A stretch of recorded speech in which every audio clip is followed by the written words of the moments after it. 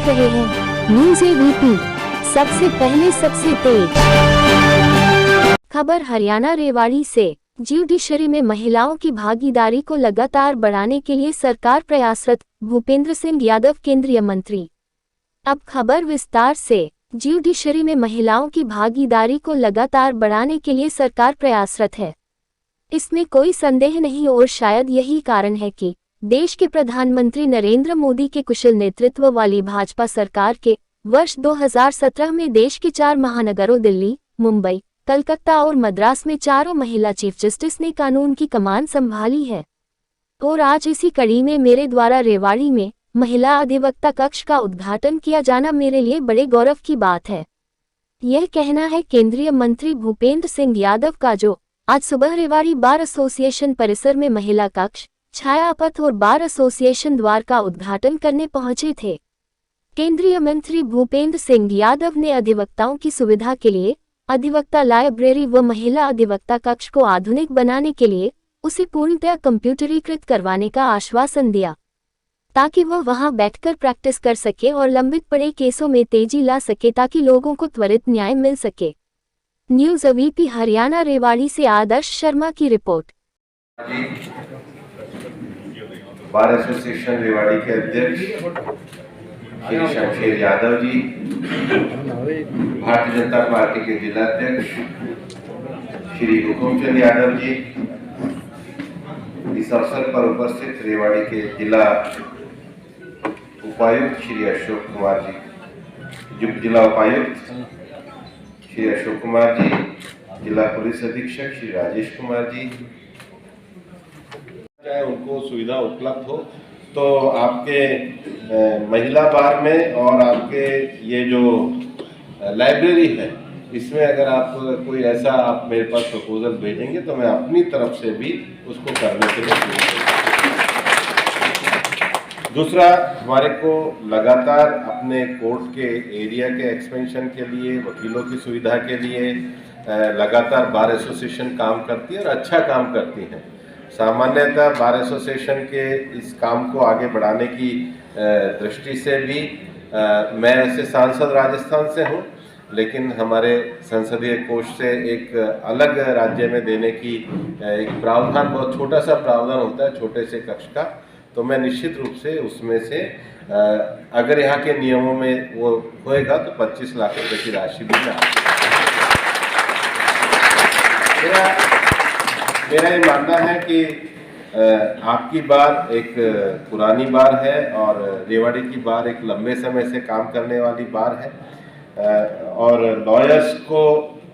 जो सबसे ज़्यादा लोग कम से कम इस देश में जिस प्रकार से कमर्शियल लिटिगेशन बढ़ रही है, तो सिविल लिटिगेशन में तो पहले हुआ करता था कि एक मुकदमा चलता था तो लोग अपनी ज़मीन भी जोतते रहते थे, उसी में से वकील को फीस देते रहते थे और 15, 20, 25 साल चलता रहता था। लेकिन अब कमर्शियल लिटिगेशन का ज़माना है। अब डिस्पोजल जो है लोग तेज चाहते हैं और डिस्पोजल तेज करने में हमको अपनी कैपेसिटी को, भूमिका को बढ़ाना होगा, क्योंकि वकील की जो क्रेडिबिलिटी है वो कहीं नहीं टिकी होती, क्लाइंट के रिलीफ पे टिकी हुई होती है। क्लाइंट के रिलीफ को वकील जितना एफिशिएंट तरीके से डिस्पोज ऑफ करता है, लिटिगेशन को डिस्पोज ऑफ जितना अच्छे तरीके से करता है, न्यायपालिका में हम बार और बेंच मिलकर एक लिटिगेशन को किस प्रकार से कैपेसिटी के साथ अच्छे तरीके के साथ डिस्पोज ऑफ करें, उसके लिए भी बार में अपनी कैपेसिटी बढ़ाने का काम करें। मैं वापस से हृदय से आपको धन्यवाद देता हूँ कि आज आपने अपनी बार में मुझे बुलाया। आकर के मुझे कम से कम अच्छा लगा कि मैं जो 93-94 में हमारे धर्म के पास आया करता था, धर्म सिंह जी के पास, आज उस बार को मैं बहुत अच्छे रूप में, बहुत अच्छे बार के हॉल में संबोधित कर रहा हूँ। आप सबको आपके आगामी भविष्य के लिए शुभकामनाएं। रेवाड़ी बार अच्छी क्रेडिबिलिटी के साथ काम करे, ऐसी आशा व्यक्त करता हूँ और रेवाड़ी बार के वकील आने वाले समय में भारत में अच्छे वकील के रूप में स्थापित हो, ऐसी भी मैं आपको शुभकामनाएं देता हूँ। बहुत बहुत धन्यवाद। जय हिंद। बैंकिंग में नए लॉ आ गए हैं। आज हम सरफेसी को से आगे बढ़कर आईबीसी जैसा लॉ लेकर आए हैं, जिसमें नए जिसको कहते हैं कि प्रोफेशनल सिस्टम खड़े हो रहे हैं। तो जो लॉ का बढ़ता हुआ डायमेंशन है, उसमें हम डिस्ट्रिक्ट कोर्ट के वकीलों का कैसे कैपेसिटी बिल्डिंग करें। हम नए स्कोप्स में, आज नए देश में पेटेंट अटॉर्नी नए चाहिए होंगे, आज देश में इंटेलेक्चुअल प्रॉपर्टी को लेके नए लॉयर चाहिए होंगे। अब हमारे को इन दोनों विषयों का, और जो नए नेशनल लॉ स्कूल के बच्चे भी आ रहे हैं, ज़्यादा हाई कोर्ट्स में प्रैक्टिस करने ज़्यादा जा रहे हैं, या हम ही कहते हैं भाई यहाँ क्या करोगे डिस्ट्रिक्ट कोर्ट में, बड़े सीनियर के पास कोई आता है जी वकालत करने, बोले यहाँ क्या करोगे, चलो दिल्ली कर लो, थोड़ा अच्छा हो जाएगा। लेकिन हमको डिस्ट्रिक्ट कोर्ट की कैपेसिटी बिल्डिंग को, डिस्ट्रिक्ट कोर्ट की नॉलेज शेयरिंग को, डिस्ट्रिक्ट कोर्ट के एडवांस लॉज को कैसे बढ़ाने का काम करना है, उसके बारे में अपने अपने तरीके से हमको सोचना है। एक अच्छा काम आप लोगों ने कराया है कि आपने आज महिला कक्ष का उद्घाटन करा, और ये तो कोई संयोग ही हो सकता है कि आज मैंने आपके यहाँ महिला कक्ष का उद्घाटन करा और कल सुप्रीम कोर्ट ने 3 महिलाओं की एक्सक्लूसिव बेंच बनाई, तो दोनों का खूब धन्यवाद। और ऐसे भी जुडिशरी में वुमेन रिप्रेजेंटेशन बढ़ना चाहिए। सरकार भी इसके लिए पूरी तरीके से प्रेरित रहती है कि जुडिशरी में वुमेन रिप्रेजेंटेशन बढ़ना चाहिए। जुडिशरी हमारी एक पूरे सोसाइटल रिप्रेजेंटेशन को, हर क्लास, हर वर्ग के रिप्रेजेंटेशन को प्रधानता देने वाली होनी चाहिए, समाज के सभी वर्गों का होना चाहिए। समय समय पर जब हम